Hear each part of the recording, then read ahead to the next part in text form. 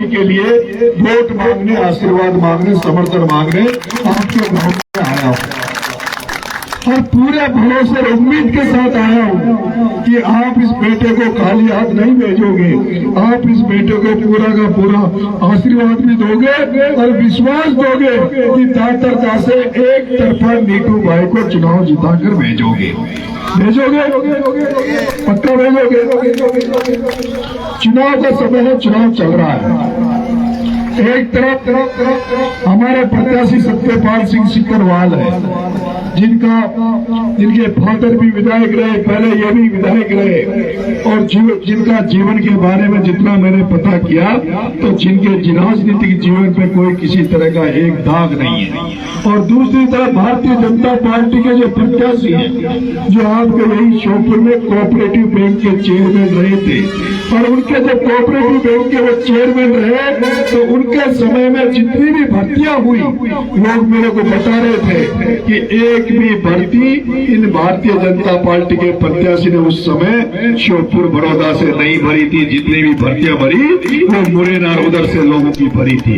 आपको शायद इनका पुराना राजनीतिक पृष्ठभूमि के बारे में, बीजेपी के कैंडिडेट के बारे में पता करोगे तो आपको ये भी पता लगेगा कि ये जब कोऑपरेटिव बैंक के चेयरमैन रहे तो किस तरह से लूट मार कसौट, किस तरह से भ्रष्टाचार का जो पैमाना होता है उसको उन्होंने पार किया, किस तरह से भ्रष्टाचार कोऑपरेटिव किया उसके बारे में भी आपको पता होगा। मेरे भाइयों, आप सब जितना मेरे बारे में जानते हैं, सोशल मीडिया से आप देखते होंगे, नरेश मीणा वहीं गया।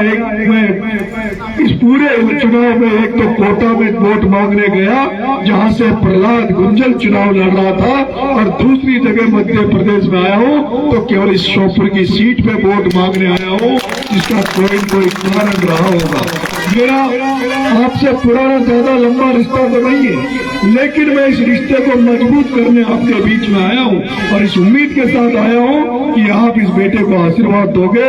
और जो मैं पिछली बार आया, अब दूसरी बार आपके बीच में आया हूं और जो हमने जो रिश्ता बनाया है, इस रिश्ते को आप और ज्यादा मजबूत इस चुनाव में करोगे और पूरा आशीर्वाद नीटू भाई को दोगे। क्या दोगे आशीर्वाद?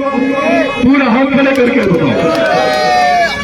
ये चुनाव, क्योंकि या तो मैं किसी प्रचार में, किसी चुनाव में किसी कैंडिडेट के लिए जाता नहीं हूँ और जाता हूँ तो पूरा तय करके जाता हूँ कि अगर मैं तेरे लिए वकालत करने वकील बनकर जनता के बीच में जाऊंगा, आपके लिए वोट मांगने जाऊंगा, तो ये मेरे को गारंटी देनी पड़ेगी कि कल अगर कोई काम पड़ जाएगा तो नीटू जी, ये जनता आपको नहीं पकड़ेगी, ये नरेश मीणा को पकड़ेगी कि नरेश वोट मांगने रहे थे नीटू जी के लिए, तो अब हमारा क्या होगा। लेकिन मैं आपको गारंटी नीटू जी की तरफ से देना चाहता हूँ, उनके जो बर्दर है, उनके ये बर्दर है, जो हमारे कांग्रेस पार्टी के प्रत्याशी सत्यपाल सिंह जी, उनके ये बर्दर है सत्य प्रकाश जी सिकरवाल साहब, ये आपको गारंटी देते हैं। मैं आपको गारंटी देता हूँ, एक बार नीटू जी को सांसद बना दो, दिल्ली भेज दो, रात को 12 बजे भी नीटू जी को याद करोगे तो नीटू जी से पहले मुझे फोन करना। मैं नीटू जी से कहूंगा कि दातरदा में नरेश मीणा आपकी गारंटी दे के आया था, आपका वकील बन के चंपा की अदालत में नरेश मीणा गया था और वो दातरदा की जनता ने नरेश के साथ साथ आपको भी आशीर्वाद दिया था। आप उनके दुख दर्द को दूर करें। मेरे किसान भाइयों, युवा साथियों, आज आपने देखा होगा, एक तरफ नरेंद्र मोदी है, एक तरफ राहुल गांधी है। नरेंद्र मोदी का 10 साल का कार्यकाल आपने देखा होगा, ये वही नरेंद्र मोदी है जिस नरेंद्र मोदी ने कहा था कि मैं किसानों की आय को दुगनी कर दूंगा। वो नरेंद्र सिंह तोमर, वो यहाँ का जो एग्रीकल्चर मिनिस्टर था, कृषि मंत्री था, वो भी आप ही का सांसद था। इन्होंने कहा था किसानों की आमदनी दुगनी कर दूंगा, हर खाते में 15 लाख रुपए भेज देंगे, काला धन जो विदेशों में पड़ा है उस काले धन को आपके बीच में ला देंगे। लेकिन आपको पता है किसानों की आमदनी दुगनी तो नहीं हुई, जबकि मोदी ने अभी कहा था कि जो वहाँ के किसान है उनका गेहूं 2700 रुपए कुंटल में बिकवा होगा। क्या कोई किसान है या जिसने 2700 रुपए कुंटल में गेहूं बेचा है? क्या कोई किसान है या?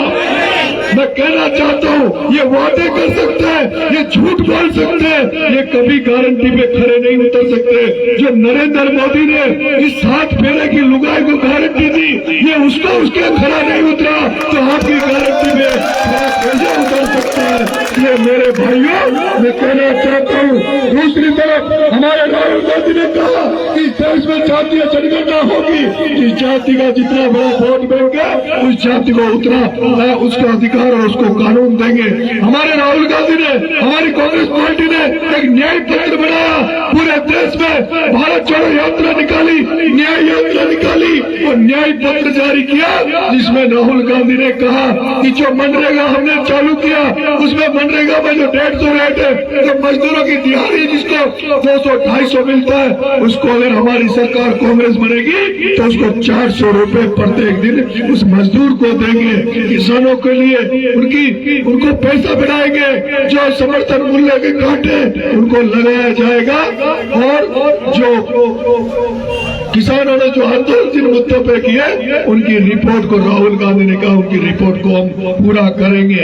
राहुल गांधी ने कहा जितनी भी महिलाएं, प्रत्येक महिला को साल में 1 लाख रुपए हम उनको प्रत्येक महिला को देंगे, प्रत्येक महिला को लखपति बनाएंगे। इसलिए मेरे भाइयों, युवाओं को बेरोजगार भत्ते की बात की गई, इसलिए मेरे भाइयों मैं आपसे वोट मांगने आया हूँ। आपका बेटा वोट मांगने आया है, आपका बेटा छबड़ा में चुनाव लड़ा, निर्दलीय चुनाव लड़ा, लेकिन जिस तरह से किसानों की लड़ाई आपका बेटा लड़ता है उसको छबड़ा की जनता ने 44,000 वोट दिए।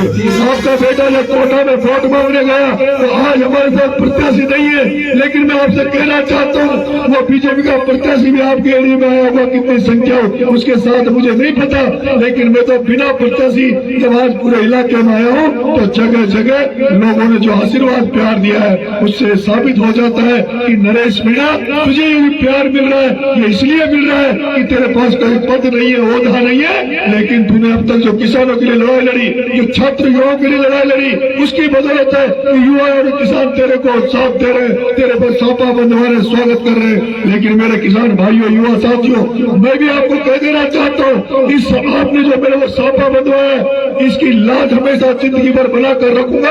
कभी आपको लज्जित नहीं होने दूंगा, कभी आपको नीचे देखने नहीं दूंगा, कभी जिंदगी में ऐसा कोई काम नहीं करूंगा जिससे कोई आदमी ये कहे कि हमने उस नरेश पे भरोसा किया था, जिसने हमारा भरोसा तोड़ दिया, हमारा विश्वास तोड़ दिया।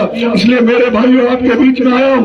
आपका अगर नीटू जी को आशीर्वाद मिल गया, नीटू जी यहाँ से सांसद बन गए और उनको लगेगा कि नरेश मीणा के आने से मुझे वोटों का फायदा मिला है, तो वो मेरी वकालत राहुल गांधी, प्रियंका गांधी, सोनिया गांधी तक करेंगे और हो सकता है उनकी वकालत आपके बेटे नरेश मीणा को भी कहीं न कहीं राजनीति में फायदा पहुंचाएगी। इसलिए चुनाव नीटू जी के साथ साथ, जैसे आज मैं इस चुनाव में आया हूँ, इस चुनाव में मेरा भी नाम जुड़ गया है।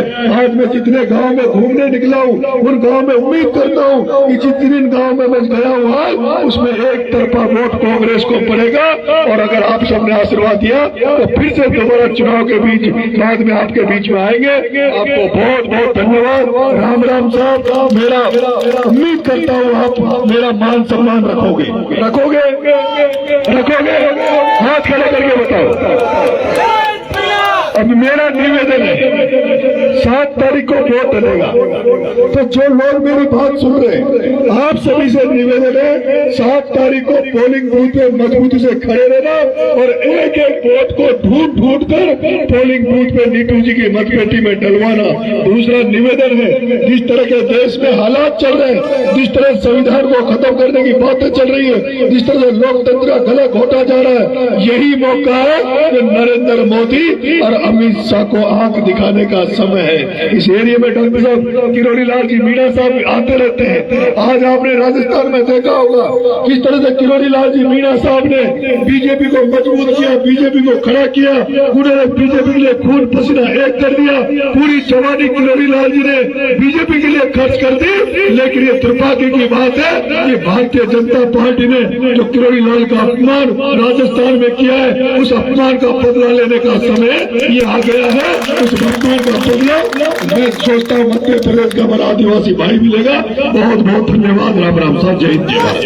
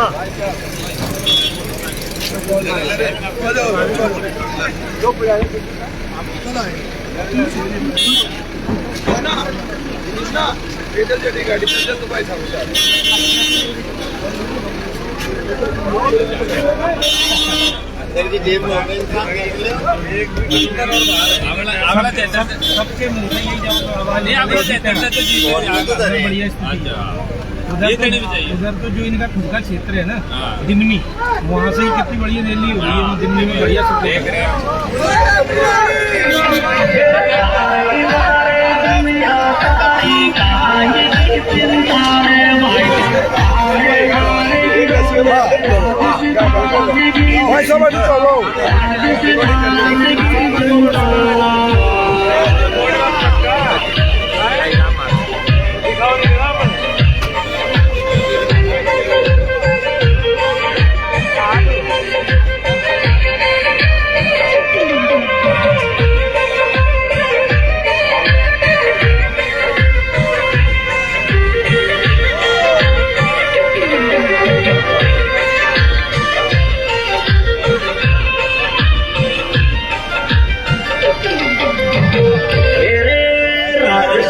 लाइव में लाइव चल रही है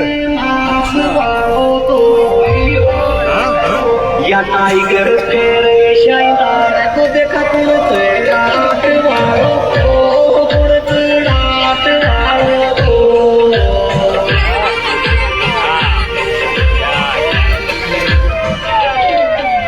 राजस्थान की